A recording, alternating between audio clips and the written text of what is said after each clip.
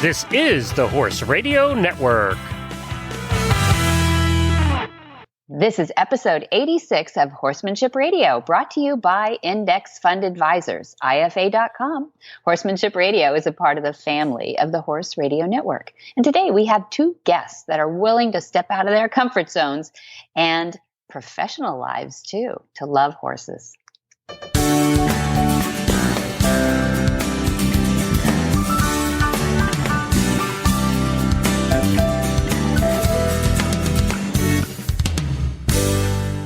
This is Debbie Laux, and you're listening to the Horsemanship Radio. Thank you for joining us. Horsemanship Radio airs on the 1st and the 15th of the month. And of course, I have my producer, Coach Jen, with me today. Hi, Jen. Greetings, Debbie. How are you? I'm good, thank you. I'm getting ready for Easter. I'm all excited. By the time people hear this, it'll be like Easter. Boy, it rolls around in a hurry.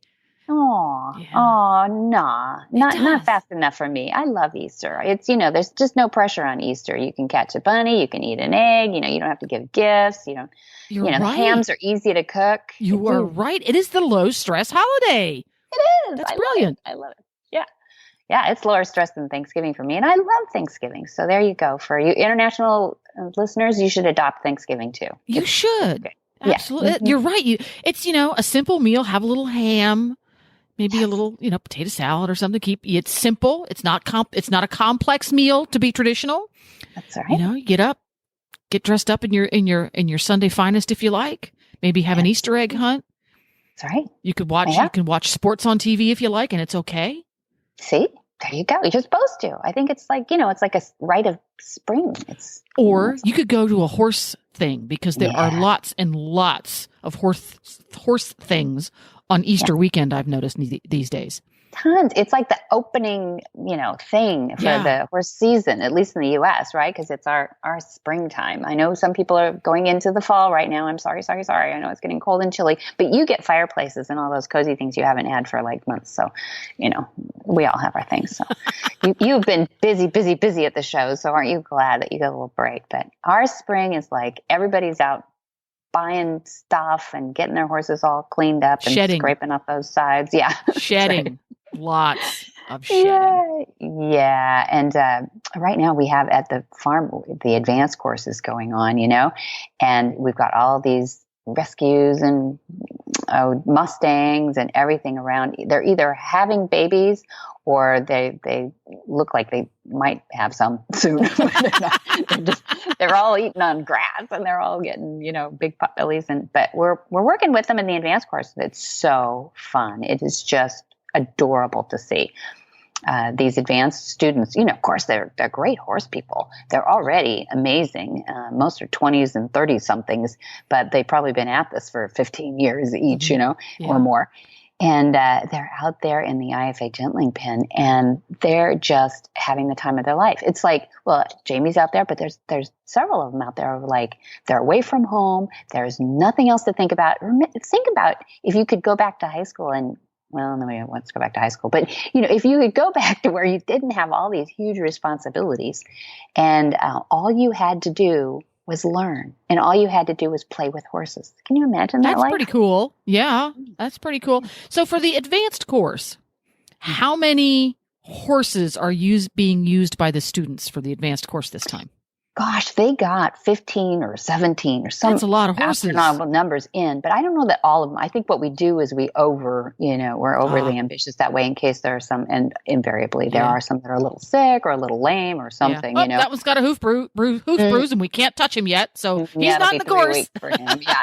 Like that. And there's 7 in the course, so you needed a couple horses each. So they may have used 14 anyway. So wow. Yeah. And it's this particular class happens to be supplied by, it wasn't really a hoarding situation. Well, yeah, it was. It was a hoarding situation, but it was a rescuer who started off as a rescuer and then he got too many and then he died. And then ended up needing rescued. Yeah. Mm-hmm. Yeah. And then the neighbors all looked over their fence and went, oh no, what are we going to do here? And so there's a whole village of people that have been mobilized to try to work with this group of horses that's 300 strong. It's kind of cool though that you guys were able to take some of them in because all too frequently when it comes to horses being rescued, the rescuer is able to look after the horse's medical needs and nutritional needs, but rarely are they able to look after the horse's educational needs. It's true. And it's true. And, it's been said time and time again by professional after professional, and many amateurs do, that a horse that has good job skills has a much more secure future. And that's right. It's just really cool watching these poor little ragamuffin horses, and most of them look pretty ratty right now. Watching them become educated, good citizens. That's right. That's right. So and they want to key. be, they want to be, which is what's really sweet about the whole situation is even though they're untouched, there's intact scallions there and everything. So, I mean, literally untouched, because sometimes we get the Mustangs, adopted from the BLM or something like that. You usually have them castrated. So they've been touched, but it wasn't a pleasant experience when humans touched them. Exactly. So they aren't any more tame for being touched. That's for sure. So in this situation, they literally are getting some of their very first touches, and it's cool. Now, some of them though have some training. So we don't know exactly what this guy, somebody might have dropped a few horses off and they've kind of gone feral again, or we're not sure, because some of them look like they've got a little something in there. They kind of look correct on the rail, and it's just kind of cute to try to figure out their stories. And of course, the students are falling in love with their favorite kids, and it's just adorable. Some of them aren't conformationally very correct or anything, and they might not have great. They might have to be sanctuary kind of horses, but most of them are. They're so willing. Once they find out that you're not going to try to kill them, they're happy to be with you. And that's the quick, efficient turnaround that we see in these horses, that when you're able to get a hand on them safely and then start to stroke them. I love what Denise Heinlein calls them. He says, I love it when they figure out that we're human scratching machines, because we have this ability to scratch right in the right spots with our fingers and fingernails, which is not as harsh, as the teeth of other horses, even though they're being kind to scratch on their friends. Sometimes you see the horses wincing at each other like, okay, too hard, honey. Yeah. Exactly. Absolutely. So, they think we're just ideal little machines. And so they'll begin to sort of nudge towards you, lean into you, pretty soon hand their head to you, you have to be careful they don't get too familiar, but they do enjoy the touch of humans before too long at all. And once that trust is settled in, then you have to get a little pressure on their head with the halters, and they have to get over that and say, oh my gosh, I'm going to, be hung or something. No, you're fine. You get to follow me around with that silly little thing on your head. You are not trapped. You have a choice. You can rear if you really need to. You're not trapped. Nobody's going to eat you. Yeah. And the students are learning the timing on that. That's the key, all isn't it? important. It's just that pressure on, pressure off, timing, pressure on the halter, pressure on the lead, pressure on the hand, pressure on your eyes, pressure with your body. Go 45, avert your eyes, slowly, how to move like you're moving in heavy oil, how to unfurl your fingers if you have to, but most of the time they're curled up and not looking very offensive, So it's fascinating to watch. I mean, we should charge ticket admission to go watch these. It's fascinating. No, it's very private, and people have come from all over the world. We have them from South Africa and Switzerland. One lone person from the United States, that'd be Jamie. And thanks for representing Jamie. She's waving the American flag, but that's it. So, it's really fun to watch. And we have our Gently Wild Horses course coming up too. And that's like an open enrollment. You don't have to have gone to the advanced stages of the certification. At that point, you actually can just sign up for these things, which is actually pretty revolutionary that we came to that conclusion that we could do that safely. But that's a little bit of a testament to the very, very meticulous and careful process you guys go through when you develop these courses. It's not a case of, oh, that's a great system and it works, let's teach everybody. You guys are very, very meticulous about how it's going to be taught, how the horses learn, what are potential danger spots, how to remove them from the student horse situation. All that is so very, very carefully thought out that you can have someone who is reasonably unfamiliar with horses take the course and learn about the language of equus and learn about what join up is during the Gently Wild Horses course without necessarily standing in a round pen and getting close enough to a wild horse to cause him to injure himself or cause him to injure you. Those things are very, very carefully thought out. It's not just, hang a shingle out and come learn our method. You know? Yeah, no, it would be kind of crazy with the kind of horses that we're getting through too. I think one of the most fascinating things is that there might be some situations like that in Europe, but not too many, because they just have horses raised up, in stalls and domestic life, and they just don't get to see. They don't have too many situations where there's 300 horses all of a sudden in a field that don't have anybody to care for them. And they don't have the BLM Mustang holding pens that need, clearing out either. Mm-hmm. So Europeans flock to this kind of situation and try to figure out how equus looks in its purest form. And that's exactly what's going on. These horses are equus pure through and through, meaning that, that's survival. That's just survival for them. And they communicate it. They express it, I guess is one way to say it, because not only do you see it in their eyes and in their body movements, but they express it in you can see fear at first, and then you can see realization that they're fine. And then you can see they love to go up and meet these people, so it goes really quickly. Within 72 hours of the first minute that they go into the gentling pens, you can see them already saying, hey, I'm going to explore this because it looked really scary at first, but actually I'm feeling really good about it. And it's like, we're calling it now the spa, because they like, oh, good, we're going back down into the gentling pen. And that's where they scratch me and they a little spa time for me. And again, that speaks to the process, because the first indication that a horse is not happy in his work, and in this case, it's work, it's in his education, is when he doesn't want to be with you. He doesn't want to go in the ring. He doesn't want to get near the jumps. He's telling you something. He doesn't wake up in the morning and go, I'm going to be grumpy today, so my human gets mad at me. Yeah. That's a great bridge too. So why are we telling you about Mustangs and equus? Because if you get it with a wild or feral or, untouched horse, imagine what you could do with your little jumper who's waiting in the stall to say, hey, would you understand me, please?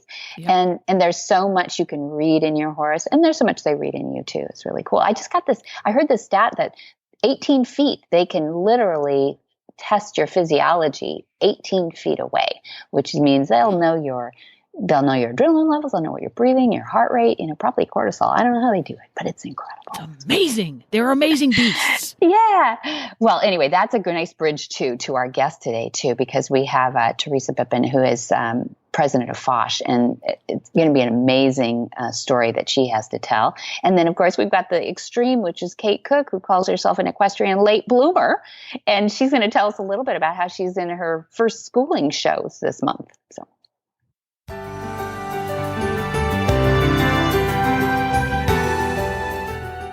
Hi, I'm Mark Hebner, president of Index Fund Advisors and proud owner of Monty Roberts' Willing Partners graduate, He's a Sugar Bear. Investment portfolios are a lot like horses. You need to find one that best suits you, your temperament, and your stage of life. Some people might like an energetic horse and an aggressive investment portfolio, while others are more comfortable with a gentle ride and a more conservative investment portfolio. The trick is to find the one that's right for you. That's what Index Fund Advisors is all about, matching people with portfolios, risk-appropriate, low-cost, and globally diversified investment portfolios. You can find the right portfolio for you by taking the Risk Capacity Survey at IFA.com. That's IFA as in Index Fund Advisors. or you can call us toll-free at 888-643-3133. That's 888-643-3133. Teresa Bippen is president of FOSH, Friends of Sound Horses. FOSH is a membership organization that welcomes participation by owners of all gaited horses to join and support the gaited horse in all equine pleasures and disciplines. Since 1998, FOSH is the only national organization dedicated to the promotion of the sound gaited horse, emotionally, mentally, and physically. They want fair competition and humane training and education, regardless of breed or discipline. FOSH has resources for the gaited horse enthusiast whose needs are often not addressed in the mainstream media or clubs. Well, welcome, Teresa Bippen. I'm so excited to have you on as president of FOSH. How are you? I am great, and thank you for having me here. Oh, you know what? We're remiss in not having you sooner because your circles and my circles have kind of been going in the same directions for a while. But I am just amazed by your background. And the first thing I wanted to ask you is, look, you work at Edward Jones Investments. You're a former director of advanced markets and training at MetLife. You studied School of Business, St. Louis University, School of Law, St. Louis University, economics and finance at St. Louis School of Business. I mean, what was your path to FOSH? Well, I have loved horses for a long time. And when I finally was able to get out of law school and have a job that paid me enough where I could own a horse, I purchased a horse. And I was only able to own her for 3 or 4 years because of my neighbors selling out to developers. And I married several years later, and we bought property, and the person that owned that property had walking horses. And so we were thrilled to death to have 18 acres and that I could have a horse again. And so that's how it all came about. Yes. And I now have 3 walking horses and a Missouri Foxtrotter. Oh my gosh, you're gated everywhere. That's awesome. Yes, I am gated everywhere. Well, I love gated horses. And one of the first things that surprised me when I was researching the FOSH website, people should go on there. It's a huge resource. It's very nice. And I was surprised. I mean, I'm still skeptical. 15 breeds of gated horses? Yes, and that's not even all the gated horse breeds. Oh. There are still others out there that are not included under our program. For example, there's Icelandics that are out there. Oh, yeah. And so, yes, and they're not under our umbrella at this time. And there are a few other breeds out there as well. That's amazing. I mean, I couldn't even name 15 gated breeds. I won't test it right now. That's too many to remember, but that's amazing. Yeah. Spare you that one. Yes, it's amazing. And it's right. And it's wonderful for people that want to own gated horses. Yeah.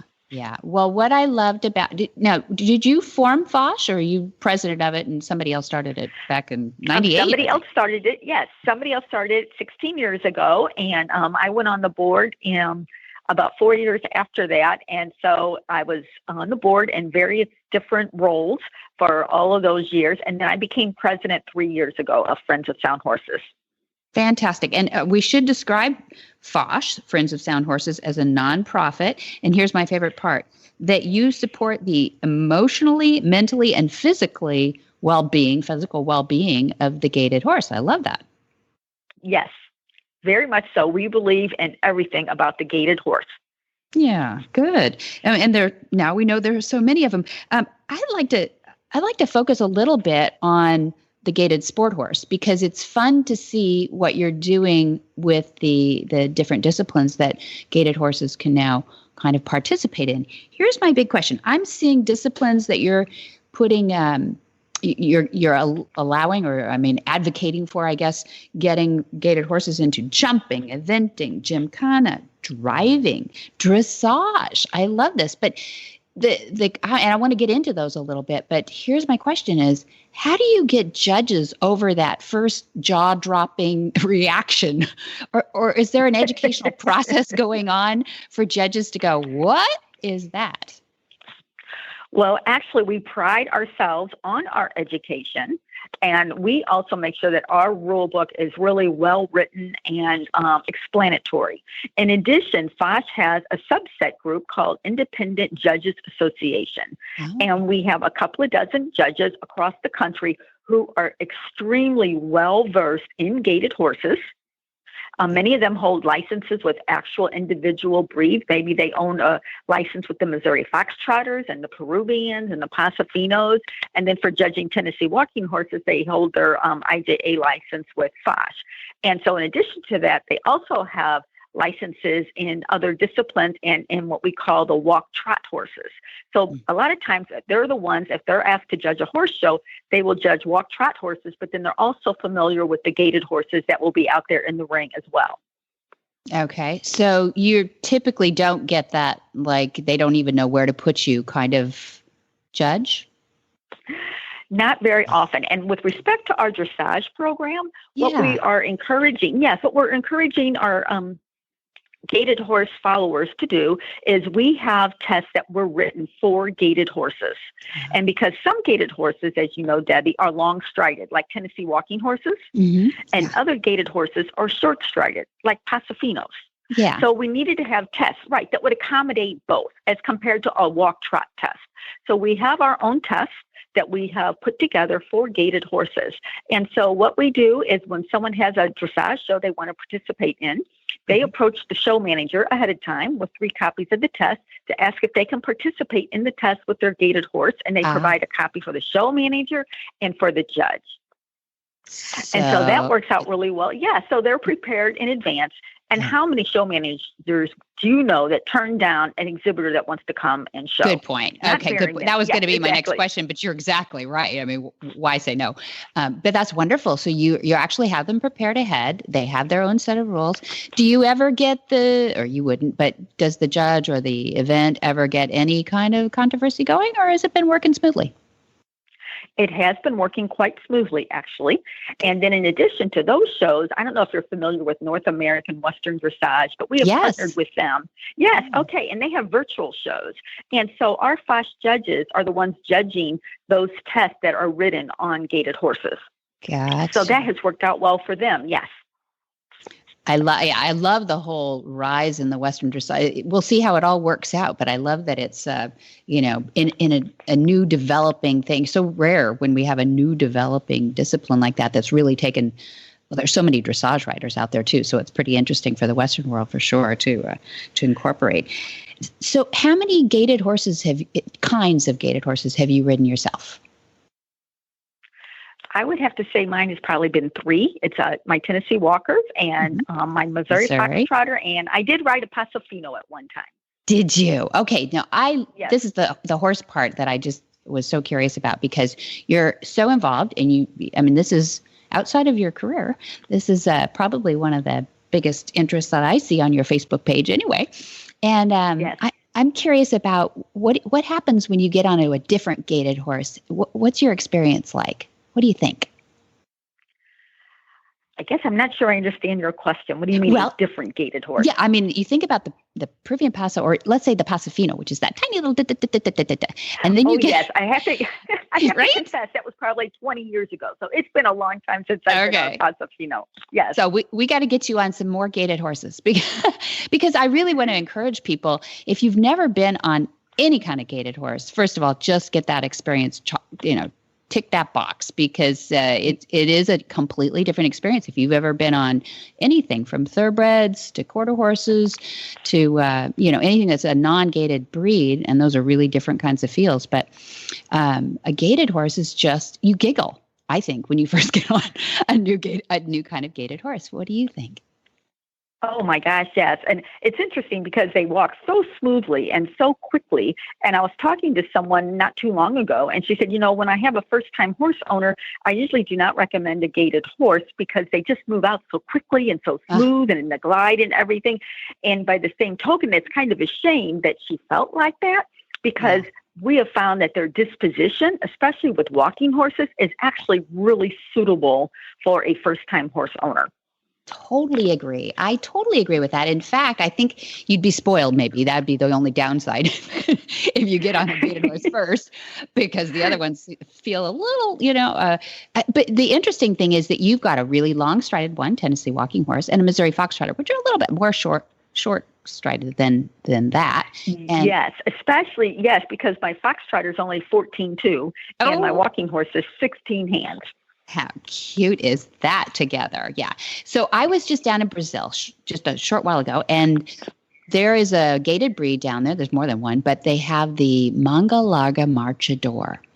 And they are under the Foch umbrella. Excuse me for interrupting. Oh, fantastic. Yes, no, that's what I was going to ask you. Yes, they've been to our clinics and our shows. Yes, they're awesome horses. Okay, so they do have the breed up here then. Oh, yes, absolutely. And sometimes I see them a little mixed. They do have a Manga Larga, which is not the Marchador, as that sounds like. Marchador is like a marching thing. That's their gated version. And the Manga Larga are more closer to a Criollo or a quarter horse. But the Marchador, they look very much like a Peruvian Paso, but they're a little different again. And it's a wonderful breed. Do you imagine that the gated breeds are actually growing? I know that you're an advocate for the keeping sound horses, and it's a different conversation. But I'm excited about the gated horses. So, do you think that's a growing concern, not just for older people, but for everybody? Oh, absolutely. We have heard from so many people that have thought that they were going to have to stop riding because of back problems and kind of creaky bones. And so kind of as a last resort, they have turned over and decided to try a gated horse. And now all of a sudden they can ride for many more years. And you might find this interesting, but there are a number of what we call Century Club partnerships. And it's where the age of the horse and the rider together are over 100. Oh. And so you see that much more often with gated horses, as a matter of fact. Yeah. Yeah. Well, I agree with that. And everybody has been talking about, if you want a real smooth ride and you want to go all day, you can get on a gated horse. But I wonder if the young people are catching on to this too. I wonder, since you're expanding the education in the different sports, that it will catch on in the younger people. Would you like to hear a good story? Yes. Yes. Okay. Well, part of our sport horse program is recognizing gated horses that are involved with distance riding. And so that would be the American Endurance Riding Conference and also the North American Trail Riders Conference. And we have partnered with NATRAC on several different initiatives. And this year we were at their annual conference. And we were very excited because the High Point youth rode a Tennessee walking horse this past year. There you go. Isn't that awesome? And on top of that, the other thing we learned when we were at their conference is that many of the youth with NATRAC are riding gated horses. And even though their parents are riding walk-trot horses and compete in these distance rides, here their children are going for the gated horses. And so we were thrilled to death to hear that. I am, because, I'd really like to shift. I know we'll just touch on this one moment here.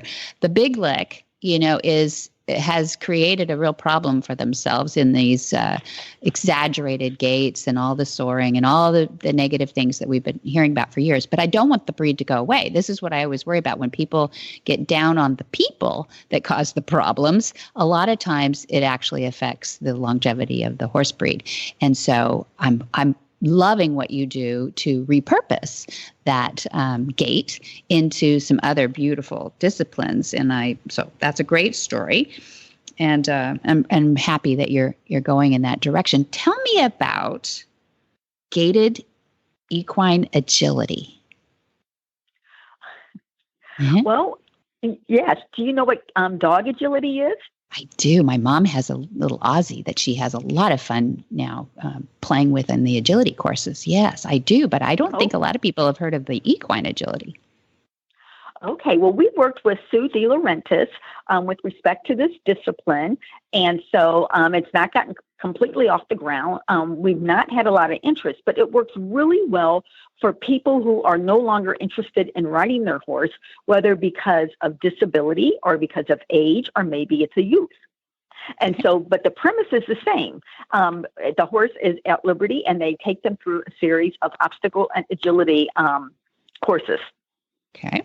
And what do those look like? They don't go to one of those little tubes like dogs do, right? No, they don't go through the tubes. Off the top of my head, I can't think of anything now. But when you think of a trail obstacle course, can you imagine having your horse do that and they're at liberty? Well, I mean, I've been a trail rider my whole life and, and competed in trail riding classes. But on the ground, I mean, we do some playing, but I don't know, Jennifer, have you ever seen the equine agility? I have never been to an equine agility class or show that's specific, but several of the competitive trail classes that I've attended and been to that are, I forget what you call them, but it's a proper trail class. There's hills and bridges and teeter-totters. It's not the kind that happens in an arena. And it's similar to, and Equine Trail Sports is one of the outfits that does these things. And they always offer a in-hand class. Okay. And to my surprise, they were very well attended and tightly contested. Some of these young gals and guys that do this are very serious competitors, and it's really impressive what they can do both on and off a line with these horses. So I'm thrilled that you're offering agility because it's very popular. People are enjoying it. I know a friend of mine who has a little burro. Well, the burro is tiny, and she has a guard burro that she rescued. It's tiny. It's not going to go riding. And what do you do with your burro? They're so smart. Yeah, okay. And they're so smart. Yeah. And he needs a job. He needs a reason to get trained. He needs a reason to interact with people. And right here, you've offered an outlet for people with a horse who, for some reason, could not or should not be ridden. Someone who has a tiny animal that they can't ride. For example, I could do this with Scooter. Who's only 13 hands, and he would love this because it can be very challenging for them mentally, and there's nothing better for a burro or a naughty pony than challenging them mentally, right? That's right. This is awesome. That is a really great, way to put it. And just think about if you're in an area with not real good weather a lot of the years, but you can go out and work on some of these things on the ground and not have to worry about being on a horse when it's really muddy or slippery or icy out. Yeah, I love that. And when we're certifying instructors, part of the process is long lining because a lot of horses will be started at 2 or 3 and you don't want to necessarily get in the saddle. And we use obstacles. It's just not as easy as it looks because we use the double line. But once you're communicating so well with the horse, then, hey, just doing normal things is really easy. So it's a lot of fun. But the horse that's a really bonding process for our certified instructors with project horses. Oh, well, what's really interesting is that North American Western Dressage, Naughty, has developed long lining tests that are going to be released this year. So, yes, isn't that neat? It is. It's perfect. I love the direction you're taking this. And, as president, I'm sure you have a lot of input. So tell everybody that, next meeting, yay, we're really pleased with everything you're doing. What do you think Foch needs to do to be more effective? Is there anything that you would change or push at this point that you just feel like is not happening? Well, we're always looking for opportunities to get the word out there. And so we always welcome it's great when our members are willing to go to an equine expo somewhere in the country and distribute our information about gated horses. And I also feel that those that own horses really need to own gated horses. They can do everything that another horse can do. For example, so many people, believe it or not, they own gated horses. They say, but my horse cannot canter. Yeah. Yes, exactly. So those are the myths surrounding gated horses that we work really hard to snuff out. Shall I say? We don't need those myths around the fact that they cannot do what other horses can do. Oh, that is a silly thing. We have romped in the mountains on Peruvian Passos, and believe me, they're fast. They can scurry up those sides of mountains faster than some of the quarter horses. So I love what you're doing. We are now deputized to go out there and share more about the gated horses. Is there anything else that you've got in the works right now that people can go and enjoy? Are there shows coming up? You must be getting into the season for shows. We have a phenomenal event coming up in August in Missouri, and it's called Festival for the Horse. It's not Festival of the Horse, it's Festival for the Horse. And we're partnering with North American Western Dressage, and we'll have several clinics starting on Wednesday, including, I can't think of it, it's one of the Double Dan guys. He's going to be doing several clinics. And along with lessons available. And then we'll also have Western Dressage tests there as well, and judges. And so it's just going to be about 5 days of fun and music and classes and clinics and trail riding and obstacles. I'm there. That sounds fun. I wish I could. I hope people will support that. Where can they get information about that? Is there a website or? It will be on our website shortly. It is also going to be held at the Van Holden Ranch, which is a historic ranch in Missouri, which has been preserved. So that makes it even more exciting. And as I said, that's coming up about the second week in August. And so we will have more information on our website about that. And what's nice is a lot of our judges will be there as well. So they'll be there to assist people with any questions on their gaited horses, help them identify the gait their horses are doing, because as you know, a fox trotter can also do a running walk, and we also see Tennessee walking horses that do foxtrots. So sometimes people have difficulty identifying their gait. So we'll have plenty of experts there to help with that. Fun. How fun. And we've got you at www.fosh.info. Is that right? Yes. Okay. Yes, that is correct. Perfect. Friends of Sound Horses. And Teresa Bippen, thank you for joining us on Horsemanship Radio. That's really fun. And I hope people will come out and support.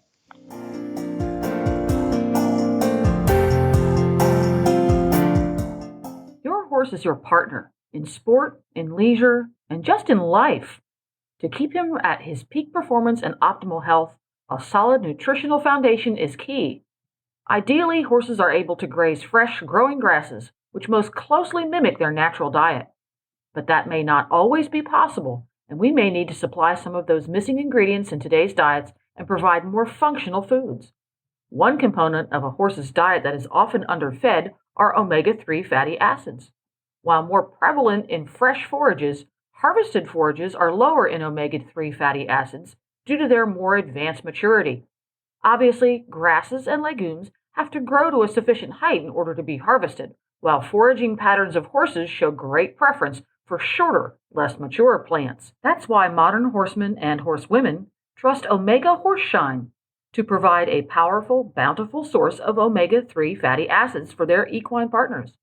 Look for Omega Horseshine from Omega Fields at your local tack and feed supplier, or you can find them online at omegafields.com.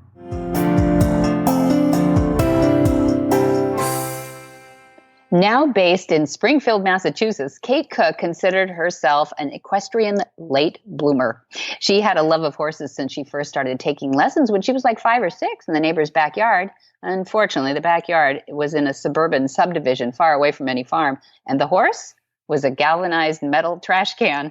The closest she could get to any real horses were the 2 weeks each summer that she spent at riding camp through her early teen years. Fast forward 30 years, and she found herself an empty nester, living in the country on a street with more horses than people. When one of the nearby farms changed hands and the new owners posted a sign offering lessons, Kate called on a whim and scheduled her first real lesson. 5 minutes into her first lesson on a very tolerant Frisian mare, the perma-smile set in, and she's been completely obsessed with making up for lost time now. After a couple of years of once-a-week lessons, she took the plunge and purchased her first horse last summer. Wouter is a 10-year-old Frisian gelding who was imported from Holland, and he didn't make the final level of stallion selection, so he's pretty good. A disciplined dabbler, Kate and Wouter are turning their attention to dressage and are preparing for their first schooling show this month in April. Well, welcome, Kate Cook. We meet in all the strange places. How are you? We sure do. Thanks, Debbie. I'm doing well. How are you? Very good. So are you back on U.S. time now after your big trip to Brazil?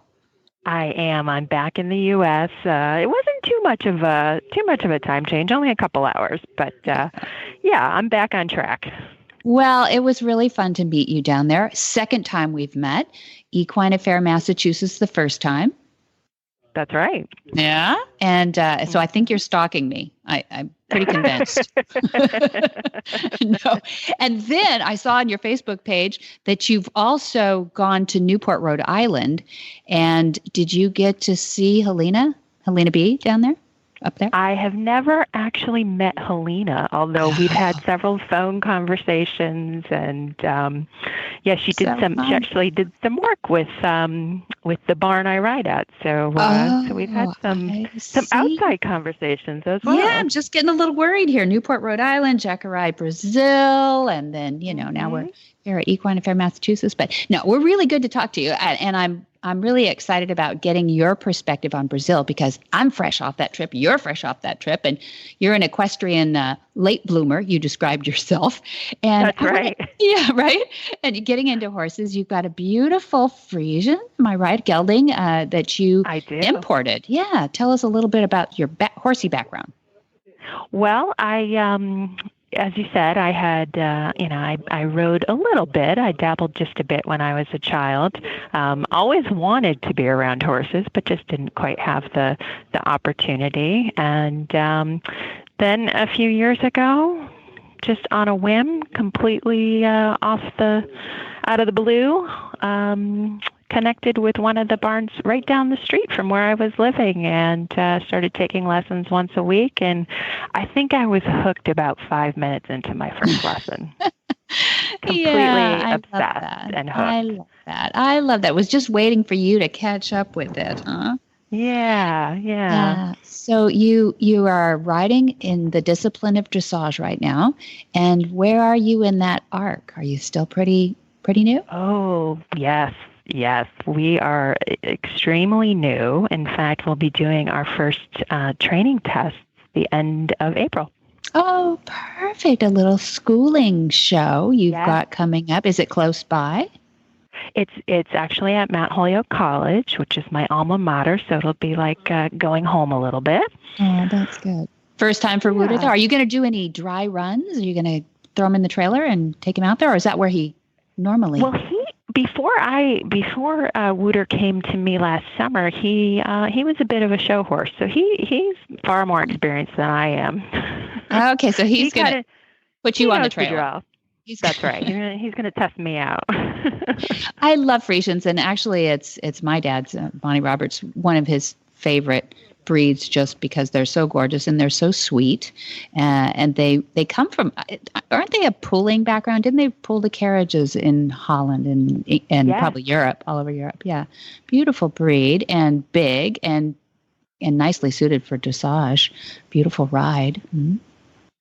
Yes, absolutely. They're absolutely stunning, and it was just by plain luck that I happened to stumble into a Friesian barn of all places. It certainly wasn't intentional, but here I am now with my Friesian and really enjoying him and enjoying learning more about the breed. It's a very welcoming group. They're always, happy to share any knowledge they have. And that's nice being a beginner, having that kind of welcome environment. Mm-hmm, yeah. And so you've got this 10-year-old Friesian gelding imported from Holland. What's his full name now? It was Wouter long. Van Zanpad. Yes. Wouter Van And Pad. I'm sure I'm not pronouncing it in the proper Dutch accent. I wouldn't have an accent to help you with either, so I don't know. But that's great because that's epicenter for. And how did you end up importing as opposed to buying one locally? Well, actually, he came from Maine. He had been imported, I think, as a 3-year-old, I believe. He came over from the Netherlands. Okay, great. And are you ever planning on putting a wagon behind him or any kind of carriage? Or are you always going to go? No. I think he had an accident at one point, so with a carriage. So he's a little he's not too keen on carriages at this point. So okay, well, just don't ever look like a carriage. Then when you climb up on top of him, that'll be keeping you safe. But that sounds fun. So now tell me how you end up in Brazil when we see each other in a little spot called Jacarai, which is outside of Sao Paulo. That's right. I was down just coincidentally on a family trip. There were about 6 of us that went down to visit my brother-in-law's family. My brother-in-law is Brazilian. And so we were in the country to tour, to spend some time with his family down outside Sao Paulo, and then we went up to Rio and spent several days up there, which is it's just so beautiful. Such a beautiful country. It really is, and you've only seen really 2 parts. But have you been down there before? No, it was my first time. Oh, congratulations! Did you get into the rhythm of the language a little bit? Well, it's interesting. I didn't I didn't speak a lot of Portuguese, and I probably know enough Spanish to get by conversationally, and I thought that would kind of help me out. Yeah. But I found that it was a little misleading. I agree with you. Yeah. Okay, so since you're fresh off the boat here now, getting back, how do you say thank you in Spanish? I almost said it. How do you say thank you in Spanish? In Spanish, gracias. And it's so close. How do you say thank you in Portuguese? Obrigada. That's not close. What is Not that? close at all. That's where I started with that. And I'm like, no, Spanish is not going to help me down here at all. No, but they will say hola, which is similar to hello in Spanish, right? Or hi. That's true. There are a lot. You get that confidence, and then it gets blown right out of the water. That's right. Just enough to be dangerous. And then, that's true. That's true. But you got around fine. I mean, when I saw you found your way out to the country. Did that surprise you about how rural 1 hour or hour and whatever it is, half an hour, outside of Sao Paulo, which is the second largest city on earth, that there would be a remote place like Jacaraia? I had no idea. No idea. And the road going out to the ranch was just amazing. And you were in a shuttle. Did you ever get to see any of the capybaras while you were driving along that road? No. Yeah. They have them along the river there. They're quite astonishing. Yeah. Those, for who don't know, it's the largest rodent on earth. And they look like pigs out in a field, but they're actually a huge, huge rodent rat. Yes, unfortunately, I didn't get to see those. But, it's too bad. I did see this animal that is it's sort of a cross between a monkey and a squirrel. I think it's called a miko. Oh, yeah, it looks like a little squirrel with almost a koala bear head. It's very cute. It sounds adorable. Yeah, that's right. That's right. Oh, it was really cool. So we were in a rainforest actually when we were out in Jacaraia, you and I, and above us was. We've seen toucans and we've seen a lot of strange little squirrely looking things, probably one of those Mika things, but it's really a beautiful area. It rained every day and had a little lightning in the afternoons. But were you there to just do this on the side or is your family horsey too? No, my family is not horsey at all, and it just was a complete coincidence that I was looking at the online university, which I'm a member of, and happened to see Monty's calendar, and that he was going to be in Brazil, and I thought, I'm going to be in Brazil, and sure enough, when I checked, the dates matched. That was perfect. I have to go. You were so brave because really this is a group of, I know Dad spoke English through the whole thing. He doesn't speak Portuguese, but it was translated for everyone. But then on those occasions when like Eduardo Moreta, who was there as part of the promotion, when he gave his talks, you and I both looked at each other like, what is he saying? I don't know, right? They didn't have translations for us, right? No. So we kind of pulled it aside. But what I wanted to get to was you pulled me aside at one point and whispered in my ear, like, it's so different to see it in person. And I'd love for you to expand on that a little. Yeah, I've watched the videos, I've read the books, but seeing it in person was just a different experience. And I think, maybe we just don't have the technology yet to capture it, but to see the horses and how visibly you can almost sense and see their anxiety in the muscles and in their breaths and how they're breathing. And then after the join up, it's a completely different experience. And, they just are so relaxed and so calm. And it's interesting. You're talking about the language and one of the reflections that I had after the trip to Brazil, when I came back to the U.S., and could hear my native tongue and hear people speaking English, it was kind of this moment of realization that, okay, I know what people are talking about. I'm comfortable in this language. And I thought it must be a very similar experience for the horse in a join up, right? That's beautiful. Beautifully said. Yeah, it is like that relaxation of I understand you and you understand me a little bit. But that's a wonderful observation. And coming back, it was nice just to walk into a Starbucks or something, a familiar territory, right? Whatever. But yeah, we maybe should describe some of the horses that Dad worked with down there. Yeah, well, the first one that I remember, I think her name was Juliet. And she was the first one that he did the join up and had Joanna, the live rider, within, I don't know, under 30 minutes. It was just incredible to see the transformation in the horse and how clearly anxious she was early on, and even when the first saddle went on with the dummy, she was still feeling a bit of anxiety, but clearly within minutes was so relaxed and able to accept Joanna just beautifully. It was really magical to see that and to see the join up in person in that way.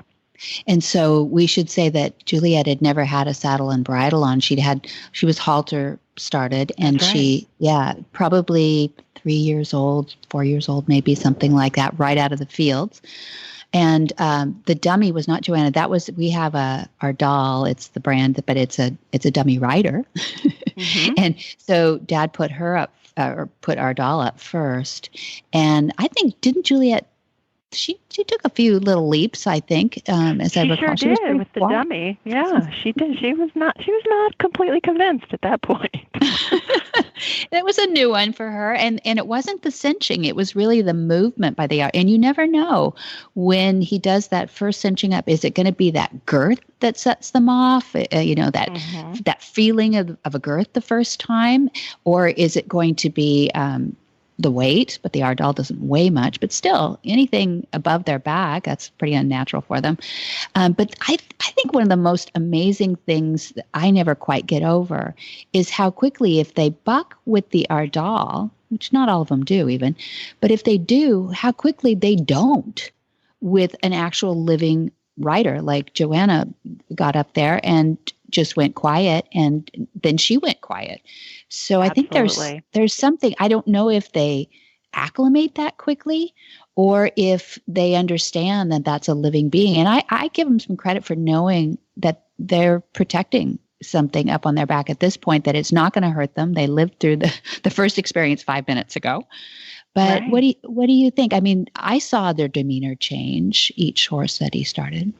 Oh yeah, each one. It was and I go back to that moment of hearing your own language and just sort of that sense of peace that comes over you, and it has to be the same experience for the horses, and it was just incredible to see. And it was I think there were 5 different horses that we that your dad worked with that day, and each one of them, it was just like clockwork. He was able to really speak their language and earn their trust in a way that was just incredible to see. And it's so much about the timing, but it's also his physiology. And he would go up another 5 flukes in a row. Look at that. Mm-hmm. A lot of people think, oh well, that was lucky. Okay, let's see the next one. And I'm very rare, actually, that people get to see like 5 horses in a row to do an all-day thing like that. I'm glad you got to see that. Yeah, it was. I'm so happy that I was able to see it and to hear him speak and work. It was just an incredible experience, and to do it in a place like Brazil was a lot of fun as well. Yeah, that always helps to have a fun environment. But were you surprised? This has changed quite a bit too. But were you surprised at how many men were in the room compared to most equestrian events that you go to? I wrote down some of my notes afterwards, just reflections to just help jog my memory. And that was one of them, that most of the clinics that I go to are either all women or mostly women. And this was a good mix. I was very surprised by that. I was also surprised by how many people raised their hand and and don't have anything to do with horses, but are there to learn the techniques in terms of using them with people. That was pretty incredible to me too. And that didn't happen so fast in the U.S., I have to say, maybe even a lot of countries that Dad's gone to. I think that's why he's so intrigued and so encouraged by Brazil, because they get the transformation really quickly. I don't know. It's partly that they live there's such an agricultural base to them. First of all, they really respect animals and what, the outside of a horse says for the inside of a man, the old saying goes. But they also are looking, I think, to climb out of that third world reputation, maybe, that some people still have on them. And it's really gratifying to see. But, I think the very first time we were in that room, they've expanded it. It's better now, but I think there were 2 or 3 women. That's it. And there's more than 50 or 60 people in the room. So yeah. And one lady has come back this last weekend. I'm not sure if she was on the day that you were there, Sonia.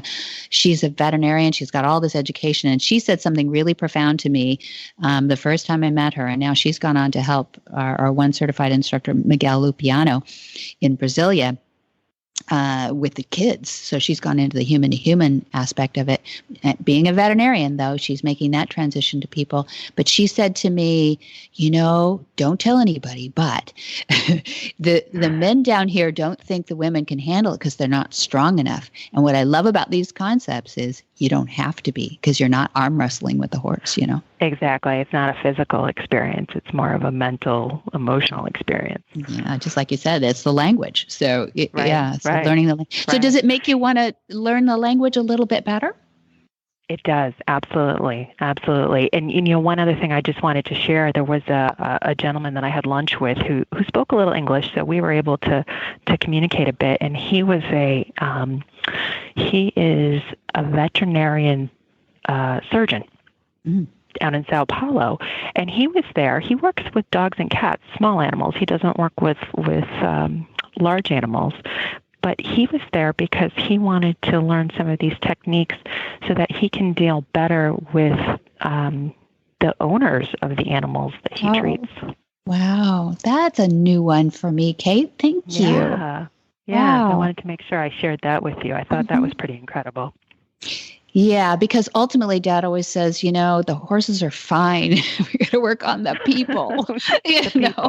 The more we understand, the better those horses get. It's just That's right.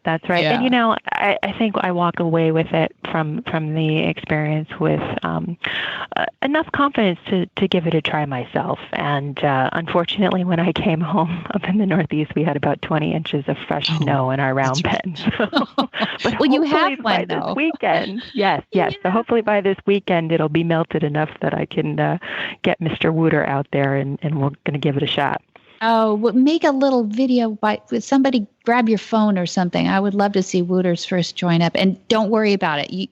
You can't screw it up. Okay. All right. I don't want you to get all conscious about it, because it's their language. So if you don't speak it, he won't respond. But if you do, he will. And there are varying degrees of that. But, that's one thing some people fear of doing it the first time is, I'm going to screw it up. I'm going to confuse him or whatever. Never mind. He knows his language. You just have to kind of catch up. And it is a language. So you remember, you didn't learn Portuguese in a day. You kind of got to That's right. learn join up in a day too. But it is a simple language. And if we can get our physiology right, so now to keep your heart rate low and breathe deeply and push your belt buckle out. And Jen's done this. Our producer Jen here has done her join ups now. And I know Helena B, we mentioned earlier, had a real breakthrough with her horse with the join up. So we want to hear about Wooter too. Yeah, absolutely. I'll make sure to have someone videotape, and I'll be happy to share the results with you. Good, Kate. I want someone to put the GoPro on the horse's brow band, and I want to see. I want to see join up from the horse's point of view. The trouble is the horses don't. They don't. Well, you just have to see. You need 3 GoPros, I think, around the sides of the head, because they look away when we send them away, and then when they come for. And maybe what you're saying is you just want that last moment when they come to you and become maybe Velcro. A wide-angle lens. Okay, Might there work. you go. Yeah. I'm There just you curious go. to see what we would see. I'm just curious.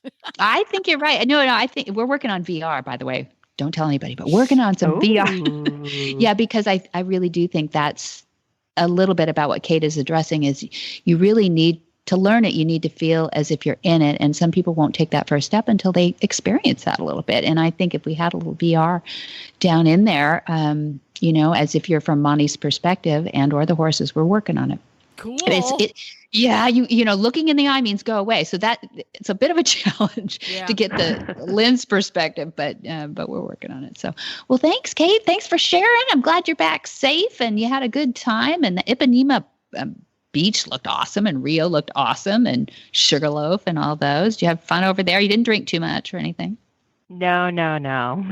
But it was beautiful. It was beautiful country, and I really enjoyed the experience. And thank you for having me on. I appreciate the opportunity to share my experience with you. Loved hearing it. And people should go on your Facebook page and see some of those beautiful photos before they go away, too. They're gorgeous. Absolutely. Yeah. Rio, as they say. I can't even say it without spitting, but there you go. Yeah. Well, thanks, Kate. Thanks for joining us on Horsemanship Radio. Whisper the language of the herd. Listen, you don't have to say a word. It's time for Jamie Jennings to fetch an email from Monty Roberts' inbox and share a morsel of Monty's wisdom in a little segment we like to call Ask Monty. Leave this world a better place than mine. The magic in the language of the herd. Dear Monty, what do you say to people who have gone down the wrong path and feel guilt? For example, a horse person who has been using harsher training methods. Monty's answer: I say to tell them to take a bath. Everyone makes mistakes. I have tried it both ways. Don't beat yourself up over it. It's counterproductive. Most people who use traditional, harsh methods slide into it through peer influence. If it happens to you, walk away. All you need to do is to make the choice, then stand up in front of the mirror and say, I throw it away. If it happens to someone you know, regard it as a privilege that they have seen the light. If someone comes to you for advice, be understanding rather than accusatory.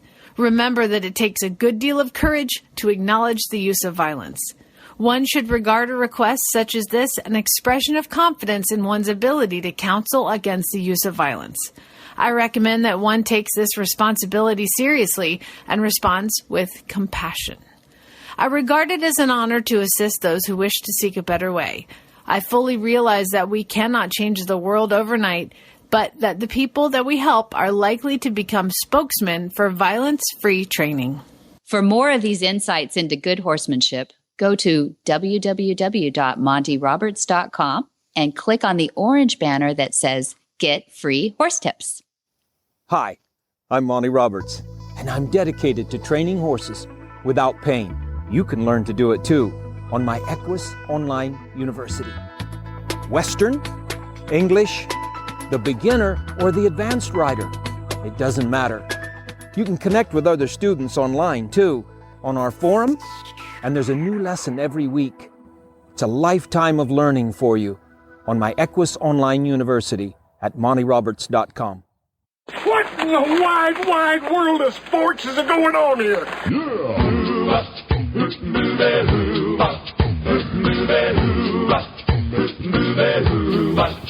Where in the world is Monty Roberts?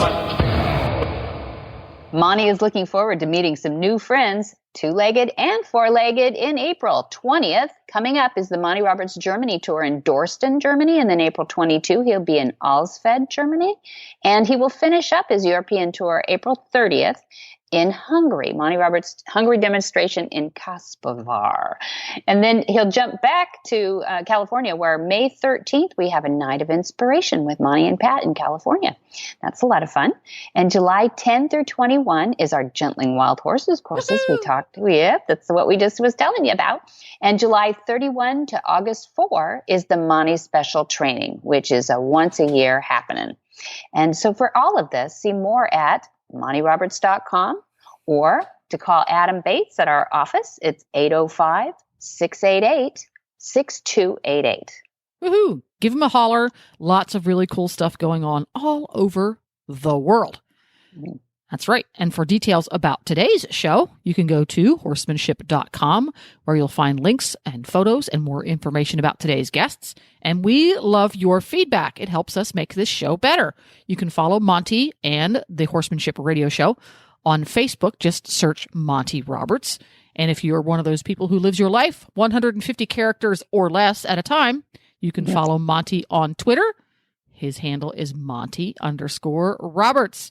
And go get the app. You can listen to the shows, all of them, on your Android or iPhone. Go to your app store and search Horse Radio Network. There you will find our app. It's quick and it's free and it's easy to download. Yep, that's the way I do it. I love it. I listen to driving back and forth to the farm.